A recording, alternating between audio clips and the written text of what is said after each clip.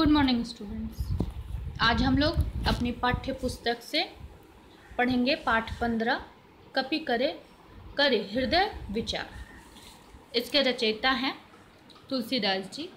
गोस्वामी तुलसीदास के जन्म के विषय में विद्वानों में मतभेद है, अर्थात इनका जन्म का जो समय है वह सही किसी को ज्ञात नहीं है। अधिकांश विद्वान इनका जीवन काल 1532 से 1623 तक मानते हैं। तुलसी द्वारा रचित प्रसिद्ध रचनाएं हैं रामचरितमानस, जिसका ये अंश अभी हम लोग पढ़ेंगे, विनय पत्रिका, कवितावली, वैरव रामायण, गीतावली, दोहावली और हनुमान बाहु। ठीक है, आज हम लोग जो ये प्रसंग पढ़ेंगे ये तुलसीदास द्वारा रचित है। यह रामचरितमानस के सुंदरकांड से लिया गया है। रामचरितमानस आप लोग जानते ही होंगे, रामायण में रामायण के कई सारे भाग हैं, तो उसमें बालकांड है, अयोध्या कांड है और एक ये सुंदरकांड भी है। सुंदरकांड में से यह एक प्रसंग लिया गया है। ठीक है, हनुमान सीता की खोज में अशोक वाटिका पहुंच जाते हैं। वह हनुमान जब लंका जाते हैं सीता जी को देखने के लिए, तो सीता को खोजते खोजते सीता जी जहाँ रहती हैं अशोक वाटिका, वहाँ वह पहुँच जाते हैं और सीता जी को देख लेते हैं। वहाँ पहुंचकर वह सीता जी को शोक में विहील देखते हैं और एक घने पेड़ के ऊपर बैठकर श्री राम जी द्वारा दी हुई मुद्रिका सीता जी के पास गिरा देते हैं और राम का वृत्तांत गाने लगते हैं, श्री रामचंद्र जी के विषय में बताने लगते हैं। जब सीता जी उन्हें अनुरोध करती है, बोलती हैं कि आप मेरे सामने आइए, तब मुद्रिका पहचान जाती हैं कि यह मुद्रिका श्री रामचंद्र की है। तब वो हनुमान जी को अपने सामने आने की प्रार्थना करती हैं। तब उचित अवसर देखकर हनुमान जी सीता जी के सामने प्रकट होते हैं। तो यही प्रसंग हम लोग आज पढ़ेंगे। तो आइए शुरू करते हैं। जहाँ तहाँ गई सकल तब सीता कर मन सोच, मास दिवस बीते मोही मारहि निश्चर पोच। जब सारे राक्षस राक्षसी रावण यहाँ वहाँ चले जाते हैं, वहाँ से हट जाते हैं जहाँ सीता हैं, अशोक वाटिका, अशोक वृक्ष के नीचे से सब भी लोग चले जाते हैं, तब सीता जी मन में सोचती हैं कि इस मास, मतलब ये जो महीना जो चल रहा है, ये महीना के दिन बीत जाएंगे, तब ये जो निशाचर हैं यानी ये जो राक्षस है, राक्षसों के राजा रावण, तब यह मुझे मार देंगे। त्रिजटासन बोली कर जोरी, मातु विपत्ति संग निते मोरी। तजो देह करो बेग उपाय, दुसहु विरहु अब नहीं सही जाए। सीता जी त्रिजटा से बोलती हैं हाथ जोड़कर। त्रिजटा कौन है? त्रिजटा एक राक्षसी है जिसे सीता जी की देखभाल के लिए रखा गया है। तो सीता जी त्रिजटा को अपनी माता की तरह मानती हैं और त्रिजटा भी उन्हें जैसे माँ देखभाल करती है वैसे ही सीता जी की देखभाल करती हैं। तो त्रिजटा के सामने सीता जी हाथ जोड़ती हैं और बोलती हैं कि हे माँ, तुम मेरी विपत्ति, मेरी इस मुसीबत में हमेशा साथ रही हो, मेरे दुख की तुम साथी हो, तो जल्दी से कोई एक ऐसा उपाय ढूंढो कि मैं ये शरीर मैं त्याग कर सकूं। दुसहु बिरहु अब नहीं सही जाए। क्यों? क्योंकि ये जो कठिन भरा जो दुख का समय है, ये जो इतना कठिनाई से मैं ये जो सहन कर रही हूँ दुख, कौन सा दुख? विरह का दुख, वियोग का दुख। किससे विरह? श्री रामचंद्र जी से। तो मैं जो ये विरह का दुख सह रही हूँ, अब मुझसे यह सहा नहीं जाता है, तो तुम कुछ ऐसा उपाय ढूंढो ताकि मैं इस देह का त्याग कर सकूं। क्यों? क्योंकि जब तक मैं इस देह का त्याग नहीं करूँगी, मुझे इस दुख से छुटकारा नहीं मिलेगा। निकाठ रचुचिता बनाई, मातु अनल पुनि देह लगाई। सत्य करहि मम प्रीत सयानी, सुने को श्रवण सूल संबानी। बोलते तुम एक काठ यानी कि लकड़ी की चिता बनाओ, उसे सजाओ और हे माँ तुम उसमें आग लगा दो, मेरे शरीर को उस पर रख के तुम उस पर आग लगा दो। क्यों? क्योंकि मैं सच बोल रही हूँ। तुम मेरे जो प्रीत है, मेरा जो प्रेम है, मेरा जो स्नेह है, मेरी श्रद्धा है श्री राम के प्रति, तुम उसे समझो।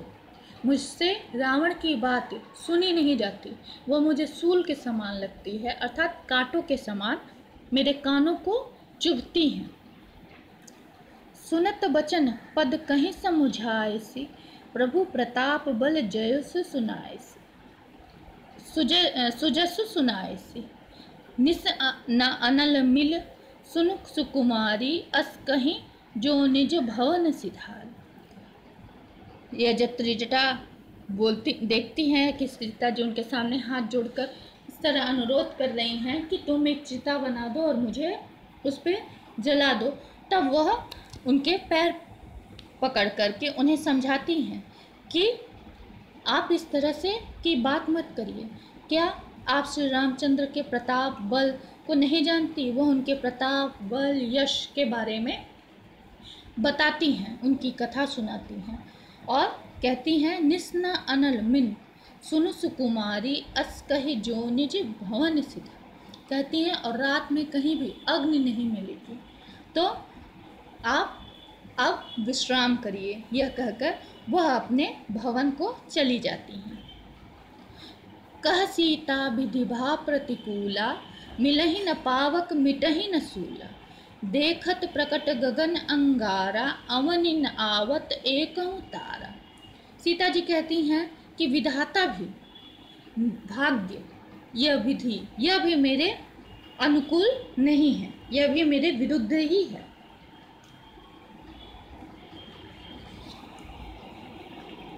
मिलहि न पावक मिटहि न सूला, मुझे कहीं से अग्नि नहीं मिल रही है और न ही मेरा ये जो सूल है, जो कांटा है, यह इसकी चुभन मिट पा रही है।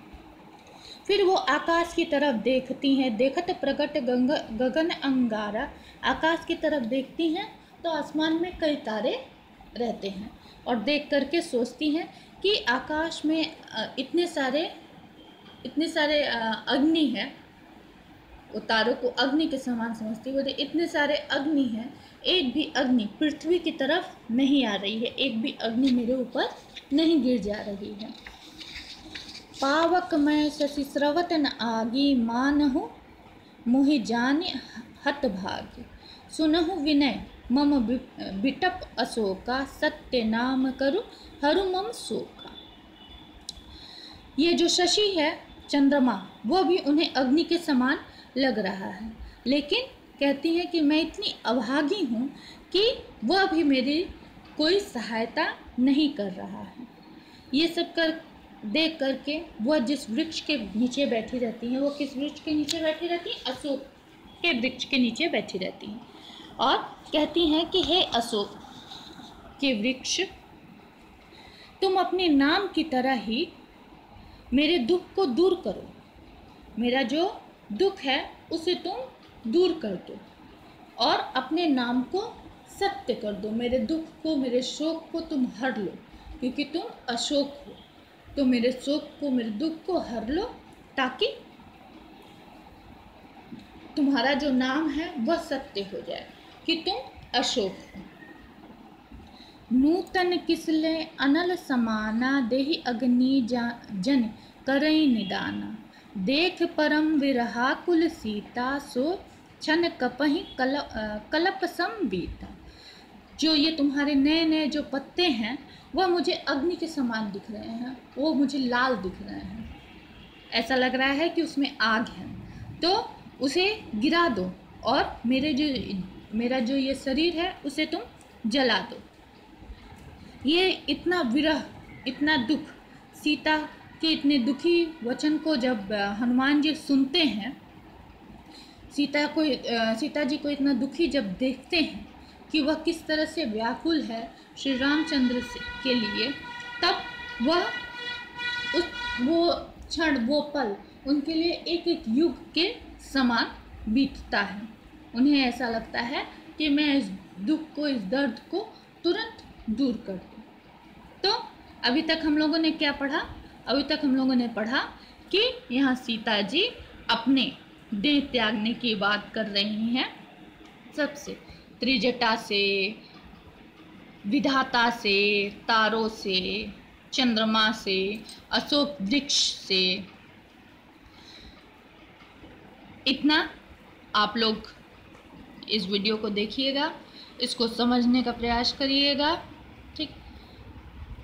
फर्स्ट पहले ऐसे वीडियो देखिएगा, उसके बाद बुक रखिएगा, वीडियो भी देखते रहिएगा और एक एक लाइन समझने का प्रयास करिएगा। आज हम लोग इतना ही पढ़ेंगे। आगे की कविता, आगे के जो प्रसंग हैं वो हम लोग नेक्स्ट क्लास में पढ़ेंगे। धन्यवाद।